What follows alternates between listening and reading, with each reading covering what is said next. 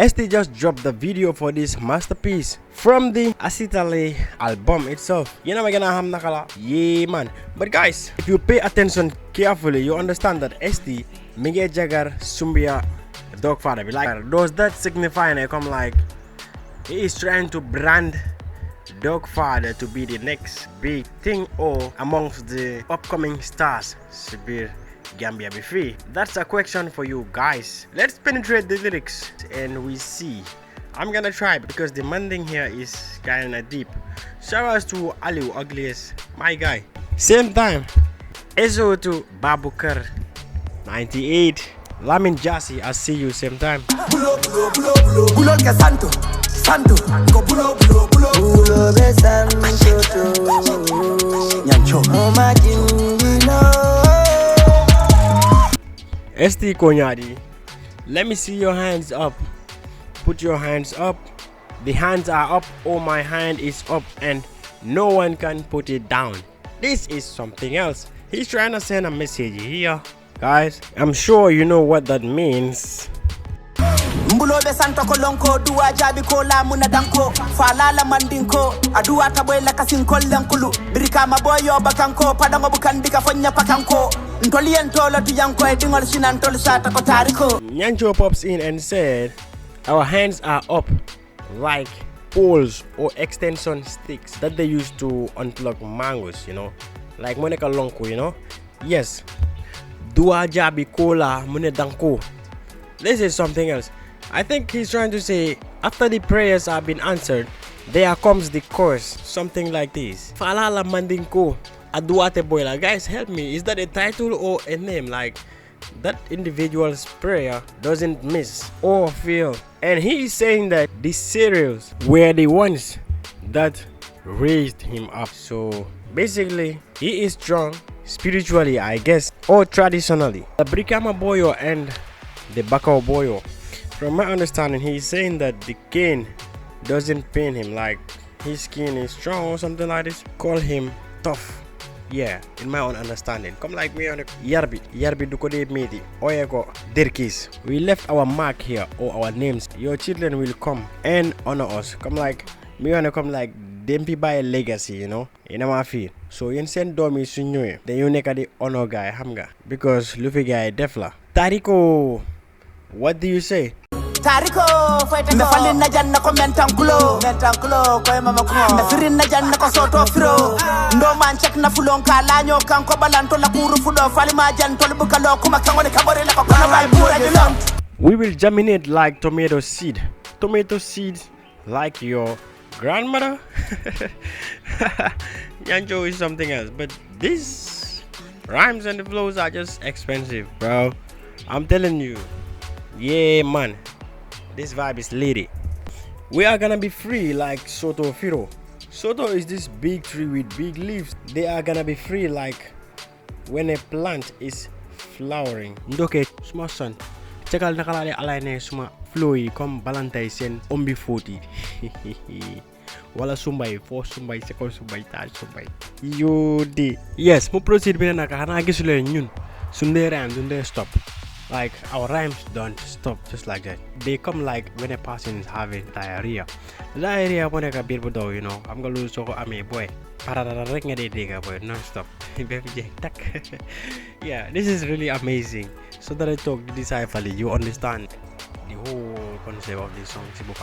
Shout out to Nyancho himself.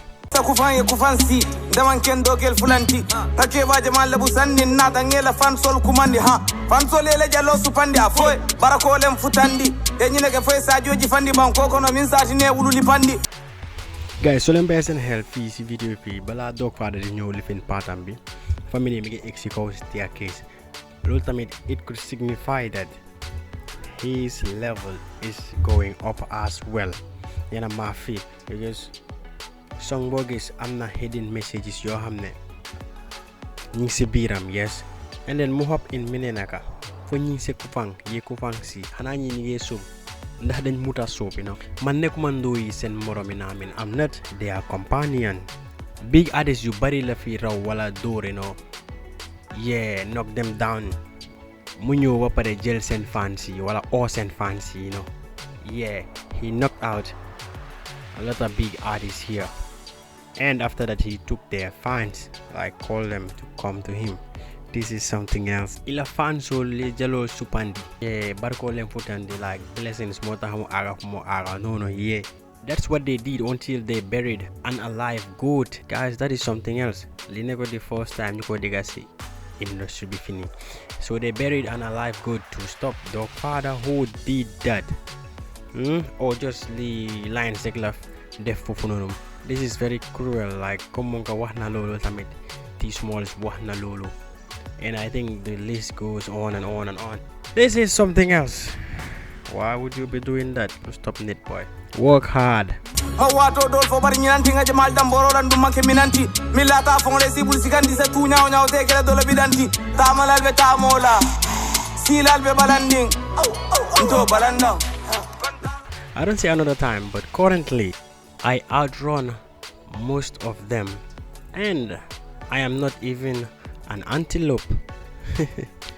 If any one of you believe in himself, let them raise their hands. Yeah, okay. No matter how drunk you are, you will never be more drunk than the bottle itself.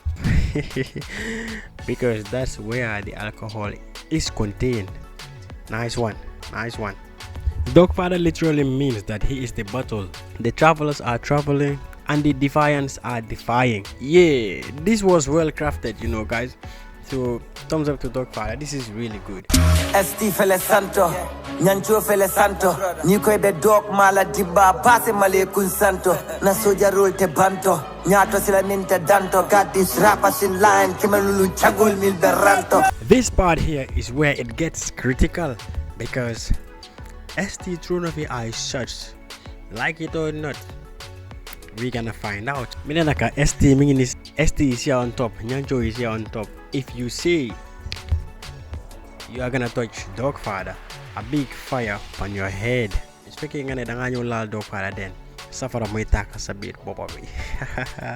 Yes, so basically he's branding Dogfather. That is obvious, right? Mbado minanyom sen soldare do je na soldaro te banto. Does that mean they come like his fans will never run out, like fans me do je totally? Or his advancement is like an endless road. Nyato silanding te danto. Get these rappers in line. Kemelulu chagul be ranked. Basically, gisnga ST the first seed fee rapper you connect the opposite. Come like he get them in line. And I get father loco see as Italy basic move like dinga align soldiers. Go ahead. So Lula Delawat feed Delawat they come like he's keeping them in line. So basically come chaga yurang boy. Chaga yurang ke sunye they door rek jala boy. This guy is insane, man. This guy is insane. And then that munaneka broke, munaneka attack, munaneka T-small, munaneka anybody who's opposing him. No cap. The only thing that annoys me with our rappers are, I can say 95% of them, Sunday this they don't mention names. You know, this is so annoying, you know, and very difficult to decipher. Yeah, if you're not music genius. Rafuele kana dunton konene malamule donto jandika selen nango bonkote tata la estel nan santo nangal buloja santo the rapa la caria banto al nangam bulolu la e bala pa foka porosa kai al buloja santo. Okay, let's go, guys. Let's get it on. Buldugasiman, wanalane Buldugasiman. I told you don't dare me. Buldugasiman, I've never borrowed your guy or anything. Before you remove the ladder, why not climb there and come and meet me? Balanga gene iskale luta yodo exiko nga feka ma fofu nono. Damn, guys, who's ST talking to? Oh my god. Can mo boy gene ladder before nono, because if you remove the ladder he's gonna fail off. Why not come and meet him on top? Who is this for? People, come, let me see your hands up. Let's end some rappers' careers. Which rappers are these, guys? Which rappers? I'm sure Attack is there as well, because soon they check every time now they got fans ST, they be like, where is your that guy? Even Dogfather as I said, send it boy me, you know, be the bottom Bobby baby. Okay. Oh, you guys are thinking that Attack is dead. Well, Attack muna nakamumoy yala Gambia anyway. So basically, oh my god, he's full of surprises. We will see. We will see. He is currently in collabo mood. Like he is currently in collaboration mood. So joint la nekk di def time bini. I will bring you a joint. Bo hamne mum fa decide ST again. Like he's responding. Xam ngeen ne moom moo njëkk a lifin album mi am ST tamit mu ñëw so ST mu ko fii laal so Attack si boppam si joint su mu nekk di am collaboration yi mu ngi hit for ST. The first one there I did it and the second one is there as well. So that boobu moo gën a obvious si boppam. Okay, suma soldier yi junjee like my fans won't end. They are endless. And so na la check ST moo gën a uppa fii fan base. So mine leen ne kaay leen ñu jeexal rapper yi seen career. Or we are gonna end most of these rappers seen career. Moo tax ne ca ngeen ST lu mu ko nekk di waxee truth be told, you see these fans so disee ST honestly they're gonna hate you. They're gonna hate you. Loolu mu nekk seen mentality bi but this is something else, you know. This is really something else. But God, because loolu alone mën naa jeexal yeneen rapper seen career wala mu weak guy because they're gonna hate you. That's the truth. And ST mu ko waxaat again. That's why most artists in the industry they are sidelined and they cause frustration. You are doing everything right but nothing is working. Isn't that concerning? ST somebody. Until then guys, in case you never know the name, the Review King Don Flex. November 3rd, don't forget, you know what I mean, place to be 50-50 is our show, you know what I mean. Come vibe with the 10 o'clock gang because this is the first time you gonna see the definitely tough. So let's come and party responsibly because I'm gonna be there. I'm part of the DJs as well and I'm gonna do something else. Yes, admission is just 200 straight up on the 3rd November. So shout out to the 10 o'clock gang, SD, the main man himself, alongside Gambia's finest artist, ak selector you pin, them Alubi fele, them King Evra fele nade. Well, bad selector. It's gonna be something really amazing. So I will see you there. Trust me, but we're gonna do it responsibly.